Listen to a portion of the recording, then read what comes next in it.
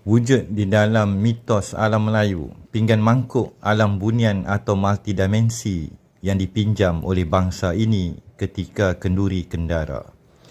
Apakah rahsia yang syarikat Hindia Timur telah sorok ketika mereka menawan dan membuat kisah yang baru terhadap tanah Melayu?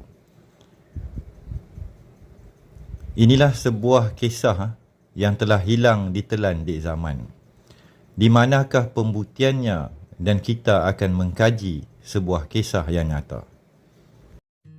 Misteri pinggan mangkuk alam gaib atau alam bunian multidimensi Melayu.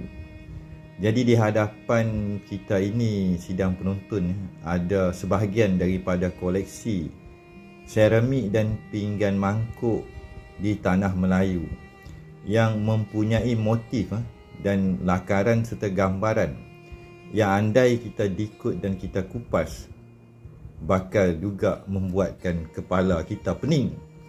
Tetapi ianya juga akan dikupas oleh AI akan cerita multidimensi dunia kuantum Melayu. Jadi di dalam mitos sebuah bangsa, sekali lagi kita ulangi, dikatakan orang Melayu dahulu boleh meminjam pinggan mangkuk daripada alam gaib iaitu bunian. Jadi kita akan dikut pada pagi ini sebahagian daripada khazanah seramik di dalam jejak warisan ketika 12 tahun saya berpetualang di tanah Melayu di kawasan-kawasan tok nenek saya. Dan sebahagian ini adalah di tapak pesaka warisan leluhur saya di dalam menjejak jalur dan keturunan yang hilang.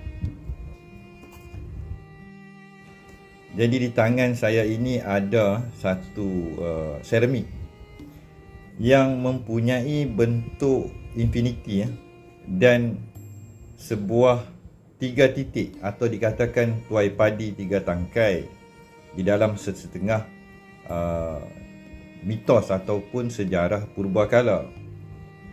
Jadi di dalam kita melihat sebuah sejarah yang langka, dan kenapa di tengahnya bermotifkan sedemikian rupa.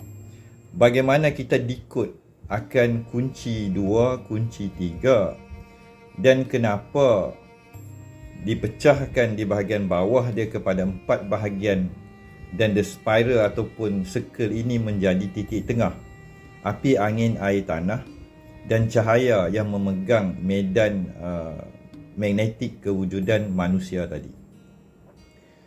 Jadi di pagi yang mulia ini, ketika kita tidak makan, tidak minum, dan di dalam kehidupan hariannya seorang anak bangsa dan dunia Melayu, dan di awal video ini saya nyatakan apakah sebenarnya kisah tanah Melayu Nusantara, pinggan mangkuk dan seramik dan naskah yang telah saya zahirkan akan kajian rumah tangga ataupun keluarga Melayu itu sendiri, yang saya akan paparkan dalam babak kedua.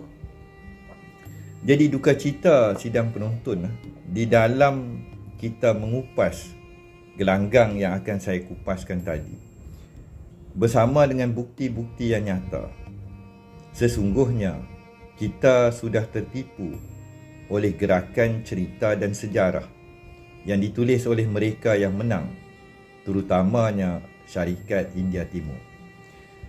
Pada pagi ini, di dalam kita makan dan minum, ni sebahagian daripada lakaran sudu orang zaman purbakala dululah. Di sebalik tirai sebahagian daripada khazanah tok nenek kita, ada rahsia yang amat besar.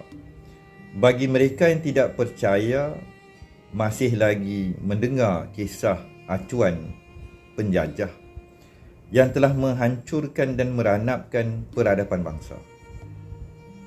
Kita bakal bersambung di dalam dikut dan mengupas pinggan mangkuk Melayu, warisan alam beralam ketuhanan, dan nyatalah nanti sejarah sebenarnya kedudukannya tanah Melayu dan kisahnya Adam dan Hawa, the primordial family, yang telah hilang, tenggelam sejak ribuan tahun.